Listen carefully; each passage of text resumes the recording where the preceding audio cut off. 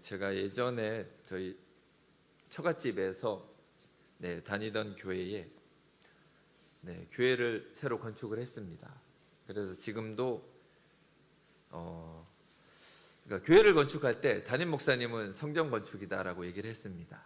그런데 그때 노총각 강도사님이 계셨습니다. 이분은 기도회를 인도할 때마다 절대 성전 건축이라는 얘기를 안 했습니다. 언제나 예배당 건축 이렇게 해서 저희가 보면서 저러다 목사님한테 혼날 것 같은데, 하지만 고집을 끝까지 피우면서 언제나 예배당 건축이라고 했습니다. 사실 그게 맞습니다. 성경적으로는 성전 건축이라는 말은 사실 우리가 더 이상 쓸 수가 없습니다. 그 부분을 오늘은 또 말씀 가운데 정확하게 풀어나가도록 하겠습니다.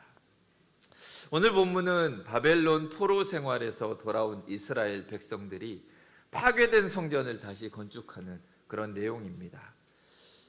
이들이 이미 20년 전에 예루살렘에 돌아와서 성전 건축을 시작을 했습니다. 그런데 방해 요인들이 있어서 1차 시도는 실패로 끝나버립니다.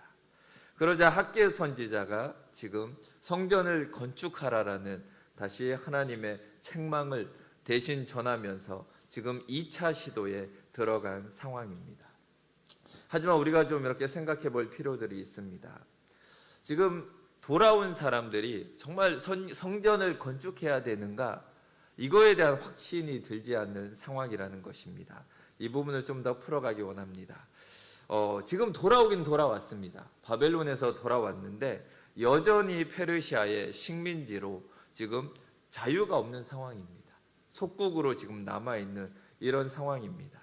70년 뒤에 포로에서 돌아가게 하겠다라는 약속은 이루어졌지만 유대인들이 기대했던 독립은 아니었다라는 것입니다.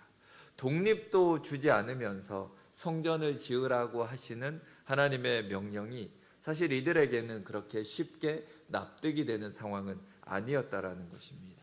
또한 중요한 것은 성전에 반드시 있어야 되는 것이 지금 그들에게 없습니다. 그게 무엇이냐 하면 법궤가 없어졌습니다. 하나님의 임재를 상징하는 이 법궤를 모시기 위해서 세운 것이 바로 성전이라는 곳입니다. 우리가 아는 것처럼 하나님이 직접 모세를 통해서 2개의 돌판에 글을 써서 주신 것이, 이것을 보관하기 위해 만든 게 법궤이고, 이 법궤를 잘 모시기 위해서 지은 이것이 바로 성전이라는 것을 우리는 기억하고 있습니다. 출애굽기 21장에서 하나님은 이렇게 말씀하십니다. 이 법궤에서, 거기서 내가 너와 만나리라, 이렇게 얘기를 하셨습니다. 그러니까 법궤가 없는 성전은 의미가 없는 거죠. 이게 속에 팥이 안 들어있는 팥빵하고 같은 것입니다. 팥빵이라고 샀는데 팥이 없으면 이거는 팥빵이 아니지 않습니까? 바벨론에 의해서 유다가 멸망당한 이후로 이 법궤가 사라졌습니다. 여러분이 누구든 간에 이 법궤를 찾아내면 떼돈을 벌게 됩니다. 이건 뭐 로또랑은 비교할 수 없는 어마어마한 돈을 벌 수 있는데, 문제는 아무도 못 찾았다라는 거예요. 어디로 갔는지도 모르고 어떻게 됐는지도 모릅니다. 이렇게 법궤도 없는 성전을 지으라고 하나님이 하시니까 이 사람들이 헷갈리는 거죠. 이거 정말 지어야 되나? 이게 의미가 있나? 이런 마음도 들고, 게다가 과거에 솔로몬의 성전을 보았던 사람들은 지금 짓고 있는 이 성전을 보면 너무나 초라하기 그지없다라는 거예요. 이게 무슨 의미가 있나? 이렇게 지어가지고 과연 이 안에 하나님이 거하실 수 있나? 이런 의심이 들 정도로 재료들이 전부 하찮은 것입니다. 솔로몬 성전은 그래도 백향목으로 지었고 거기에 금으로 막 이렇게 입혔습니다. 막 번쩍번쩍 했다라는 거죠. 정말 누가 들어가도 황홀할 정도의 그런 성전이었는데, 지금은 하나님이 그냥 산에 가서 아무나 배다가 지어라. 잡목을 갖고 소나무를 베어오든지 참나무를 베어오든지 아무나 갖다가 성전을 지어라라고 얘기하고 있는 것입니다. 그러니까 사람들이 이게 성전다운 성전이 되겠냐, 지금 이렇게 투덜투덜하는 사람들도 있다라는 것입니다. 사람들은 영 반응이 시원치 않은데 오늘 말씀을 보시면 하나님만 열정에 넘쳐나십니다. 아주 굉장한 지지를 보내고 있다라는 것을 오늘 본문을 봐도 알 수 있습니다. 4절을 보시면 스룹바벨아 스스로 굳세게 할지어다. 여호수아야 스스로 굳세게 할지어다. 이 땅 모든 백성아 스스로 굳세게 하여 일할지어다. 이렇게 말씀을 하십니다. 특히 오늘 읽은 말씀 중에서 여호와의 말이니라라는 말이 7번이나 반복해서 등장하고 있습니다. 사실 하나님이 솔로몬 성전을 지을 때 하나님의 입장은 별로 그렇게 반가워하지 않으셨습니다. 그러면서 도리어 내가 언제 성전 지어달라고 했냐, 약간 이런 냉소적인 반응을 사실 보였다라는 것입니다. 그런데 오늘 지금 다 허물어지고 지금 새로 짓는, 재료들도 정말 하찮기 그지없는 걸로 짓고 있는 이 두 번째 성전은 하나님이 아주 열정적으로 지금 짓게 하시고 있는 것을 우리는 볼 수가 있다라는 것입니다. 솔로몬 성전은 그렇게 큰 의미를 두지 않으신 하나님이 지금 두 번째 이 성전을 더 아끼시고 더 사랑하고 있다라는 것을 우리는 본문 가운데 느낄 수가 있다라는 것입니다.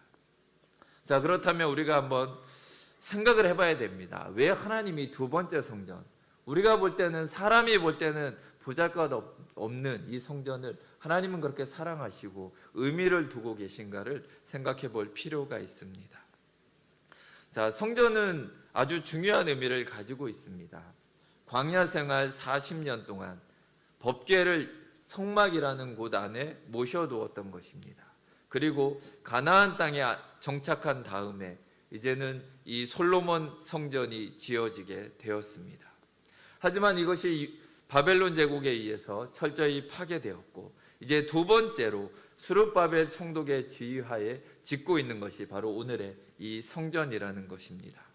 예수님 당시에 헤롯 성전이라고 존재합니다. 그래서 예수님도 성전을 보시면서 이 성전이 무너질 거다 이렇게 예언을 하신 적이 있죠. 이 성전도 결국은 나중에 로마군의 침공 시에 완전히 파괴가 됩니다. 하지만 결국은 이 헤롯 성전도 오늘 지어지는 이 스룹바벨 성전을 리모델링한 것 정도로 보시면 됩니다.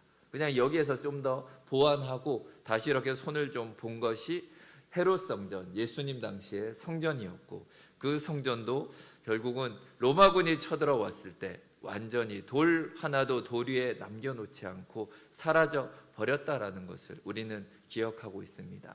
그냥 통곡의 벽 정도 좀 남아있는 그 상황입니다.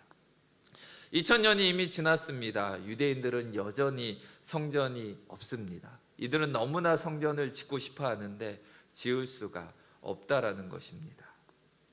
1948년도에 이스라엘이 회복되었습니다. 그래서 이 사람들은 성전이 있던 그 자리에 성전을 짓고 싶은데 막상 와서 보니까 이슬람 사원이 세워져 있습니다. 이 황금 돔 사원이 그 자리에 이렇게 자리 잡고 있습니다. 이곳은 지금도 아랍인 자치구역입니다.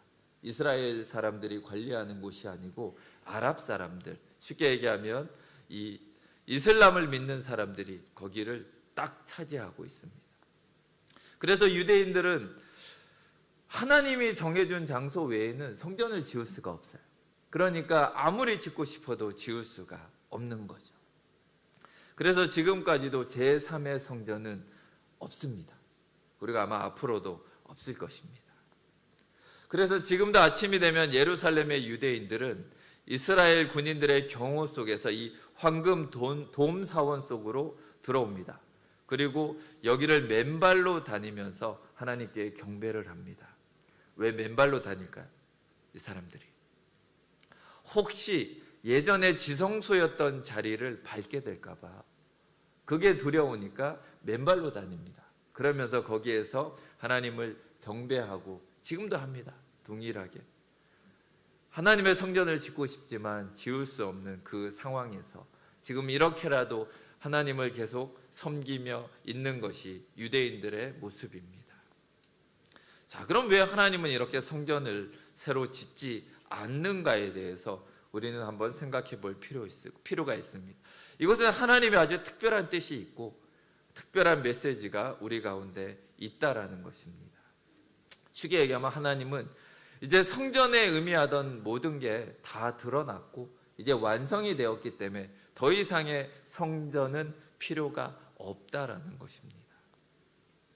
헤롯 성전 앞에서 예수님이 이렇게 말씀하셨습니다. 예수님이 대답하여 이르시되 너희가 이 성전을 헐라 내가 사흘 동안에 일으키리라. 그리고 요한복음을 기록한 요한 사도도 이렇게 덧붙입니다. 예수는 성전된 자기 육체를 가리켜 말씀하신 것이라. 하나님이 사람들과 만났던 유일한 장소인 성전이 바로 예수님을 예표했던 것이라는 것을 우리는 기억해야 합니다. 성전의 실체이신 예수님이 이미 오셨습니다. 그래서 그분이 하나님을 예배할 처소가 되셨기 때문에 더 이상 이제 이런 모델하우스격인 성전이 필요가 없는 것입니다. 아파트가 다 지어졌는데 모델하우스가 굳이 존재할 필요가 없죠. 이제 모델하우스는 허물어 버리면 됩니다. 아파트가 완성되었기 때문이죠.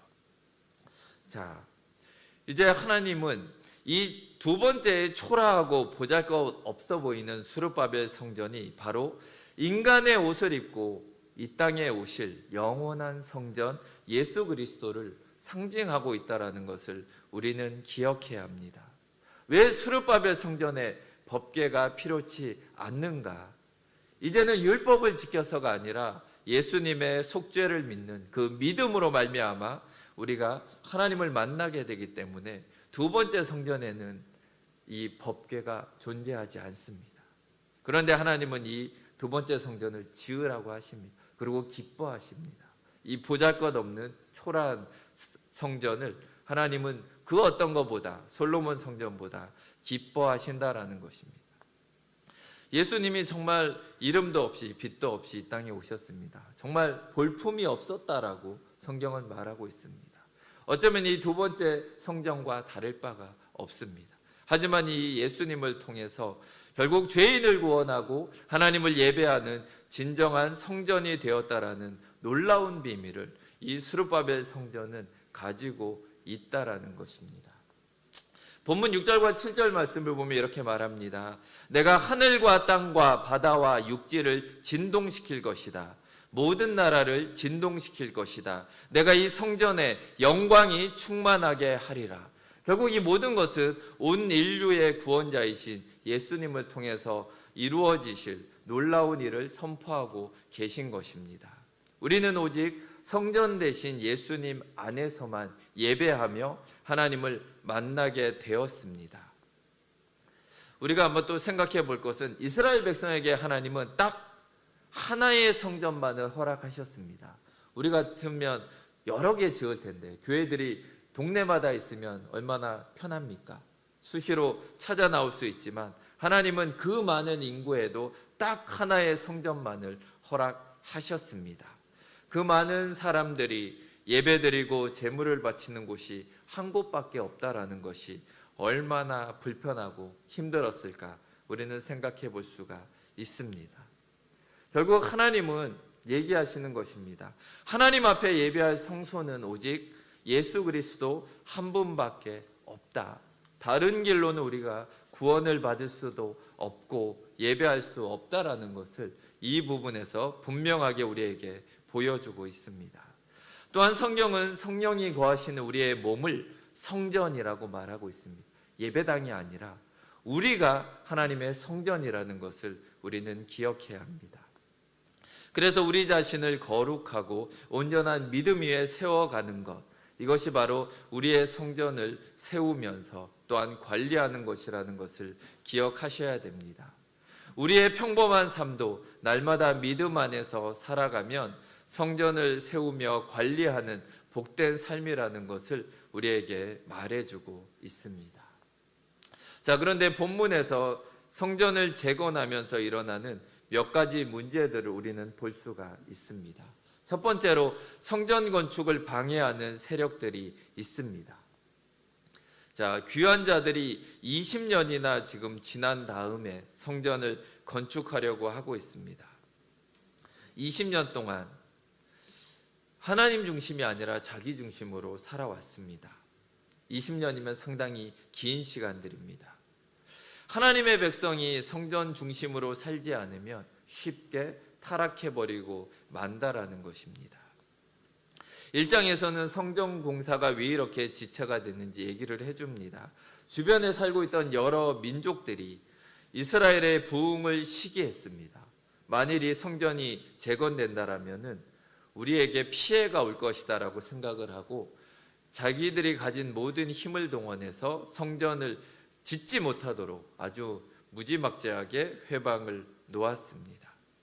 때로는 우리가 하나님의 뜻을 이루기 위한 일이라고 생각하면 하나님이 다 도와주실 것이니까 잘 될 거라고 생각합니다. 아무 문제 없을 거다, 이렇게 생각하지만 아니라는 것입니다.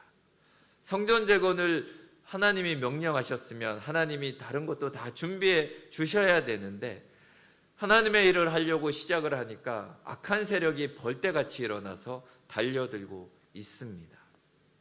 우리가 하나님의 일을 할 때에도 언제든지 이런 일들이 생길 수 있습니다. 어려움들이 우리 가운데 도사리고 있다라는 것입니다. 그러자 성전 건축에 대한 열기는 시들어지고 그냥 자기 살 길만 찾기에 바빴다라는 것입니다. 그러면서 20년이 흘러버렸습니다. 하나님의 일은 언제나 이렇게 현실적인 일들에 밀리게 되어 있습니다. 그래서 20년 동안 열심히 뭔가 자기 자신들을 위해서 살아왔는데 그 결과가 어떤가? 1장 6절은 이렇게 말합니다.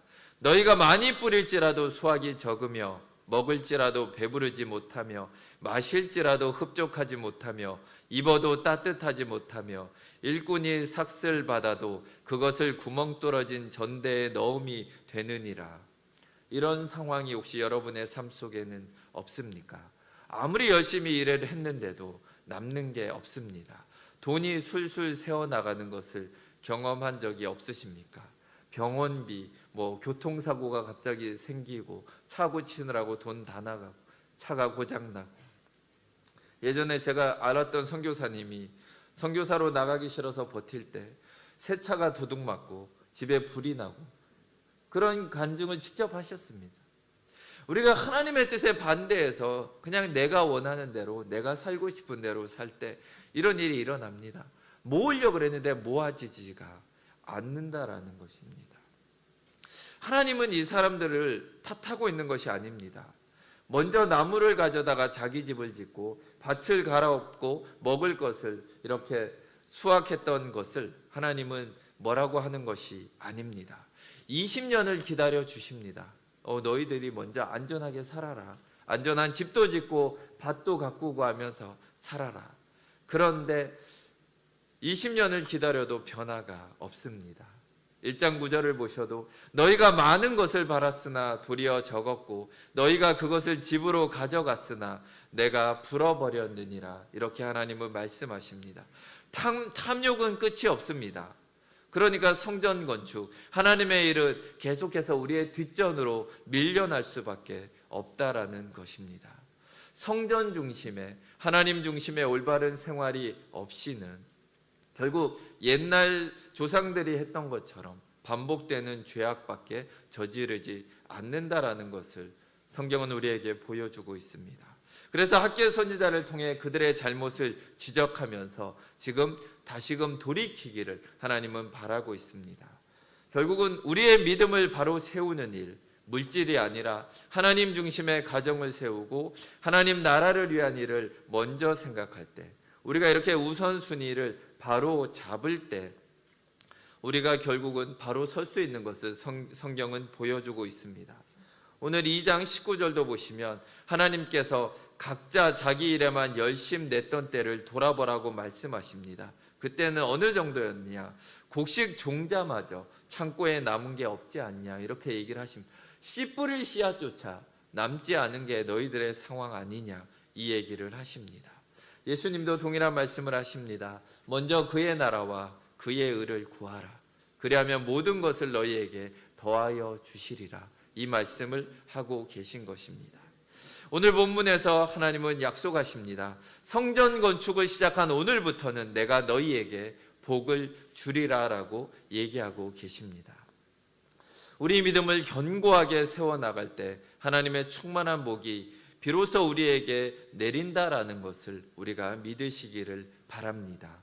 우리 가정과 자녀들을 먼저 믿음 위에 굳게 세우고 주님의 교회와 하나님의 나라를 위해 우리가 우선순위를 두면서 나간다라면 하나님이 우리 가운데 복을 허락하신다라는 것을 우리는 기억하기를 원합니다. 또한 두 번째로 우리는 현실적인 문제들이 이들을 낙심케 한 것을 볼 수가 있습니다. 솔로몬의 성전과 비교해 볼 때는 너무나 초라하기에 짝이 없었습니다. 이 성전을 보면서 쉽게 얘기하면 이게 창피하다라는 것입니다. 이것도 성전이라고 우리가 여기서 예배를 드려야 되는가, 이런 생각을 하고 있는 것입니다. 성전의 규모도 작아졌고 재료도 볼품없으니 도리어 이거를 지으면서도 마음이 상하고 의욕이 생기지 않는 것입니다.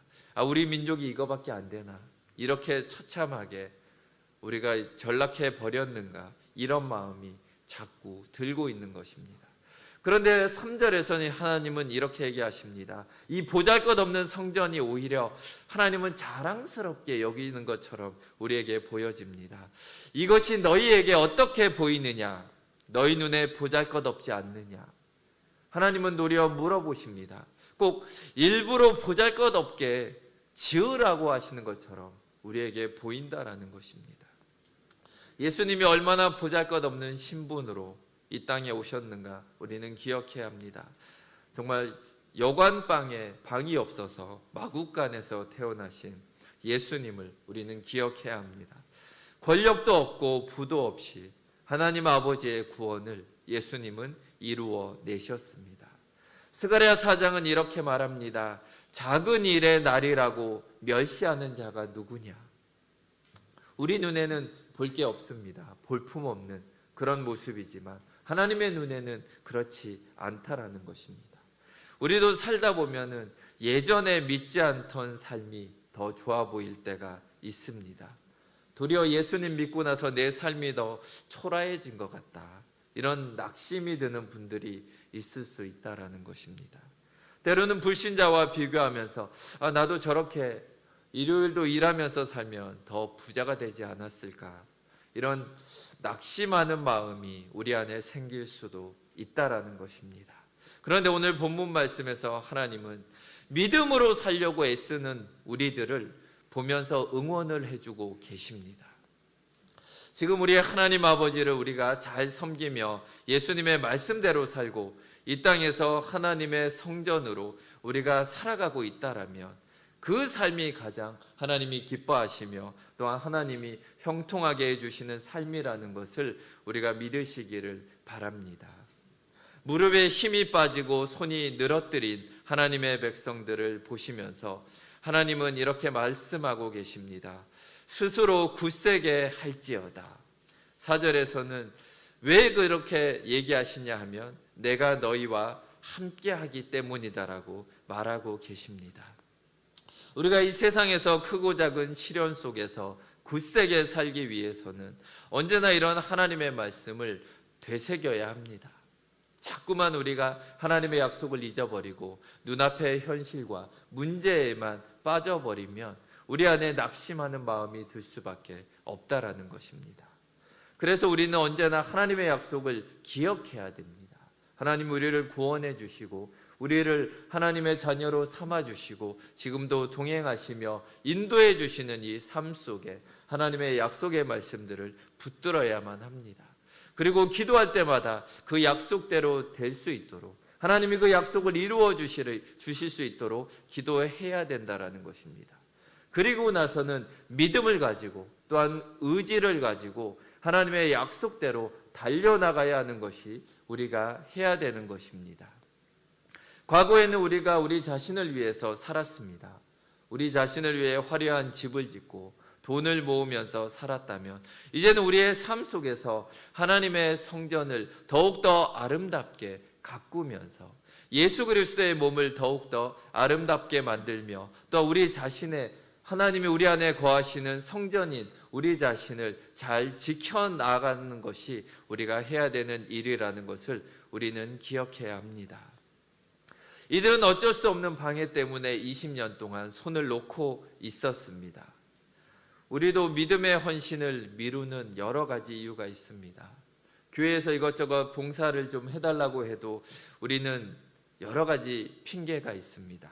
경제적으로 힘들어서 안 되는 것도 있고, 바빠서 안 되는 것도 있고, 나중에 하겠다라는 여러 가지 이유로 우리는 미룹니다. 그러나 본문으로부터 100년이 지난 후에 느헤미야는 훨씬 적은 인원을 이끌고 옵니다. 3차 귀환에서 예루살렘 전체를 두르는 성벽을 짓는 공사를 하는데 57일 만에 끝내버립니다. 지금 20년 동안 이렇게 힘을 들이면서 성전 하나도 못 짓고 있는데, 나중에 100년이 흐르고 느헤미야는 57일 만에 성벽을 세워버린다라는 것을 우리는 기억해야 합니다. 그때는 방해가 없었냐? 아닙니다. 그때는 어느 정도였냐 하면 한 손에는 무기를 들고 한 손에는 도리어 삽과 곡괭이를 들고 이 성벽을 세워 나갔다라는 것을 우리는 기억해야 합니다. 하나님이 도와주실 때 이루어진다라는 것입니다. 우리가 생각하는 것보다 훨씬 더 짧은 시간에 이 모든 것들이 이루어진다라는 것을 우리는 기억해야 합니다. 세상에서 믿음으로 사는 것은 쉽지가 않습니다. 수많은 어려움들이 있고 우리를 향한 사단의 공격들이 있습니다. 그렇지만 흔들리지 않고 말씀과 기도로 무장하고 나아갈 때 하나님이 우리에게 주신 약속이 우리 안에서 이루어진다라는 것을 우리는 기억해야 합니다. 그러면서 오늘도 말씀하십니다. 이 성전의 나중 영광이 이전 영광보다 더하리라. 우리는 이것을 기억해야 합니다. 5절을 보시면 그들에게 두려움이 있었다라고 말하고 있습니다. 그들은 무엇을 두려워했을까요? 에스라서를 보면 정확히 알 수 있습니다. 이들이 다시 두 번째로 성전을 지으려고 하자 대적자들이 또 나타나서 방해를 합니다. 페르시아 본국에 대한 반역이다.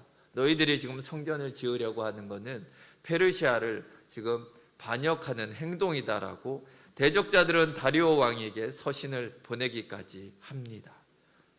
그러면서 예루살렘에서 왕을 반역하는 일이 일어나고 있다. 이거를 막아달라고 요청을 합니다. 일이 꼬이고 있습니다. 언제든지 정부에서 이 페르시아에서 군대를 몰고 와서 이 사람들을 혼을 낼 것 같은 두려운 마음이 이들 안에 있었다라는 것입니다. 그런데 재미있는 것은 다리오 왕이 이게 맞는지, 이 편지가 맞는지 확인하는 가운데 예전에 고레스 왕이 성전을 건축하라라고 허락했던 그 편지를 발견을 하게 됩니다. 그래서 성전을 도리어 합법적으로 재건을 하라라는 편지를 받게 된다라는 것입니다.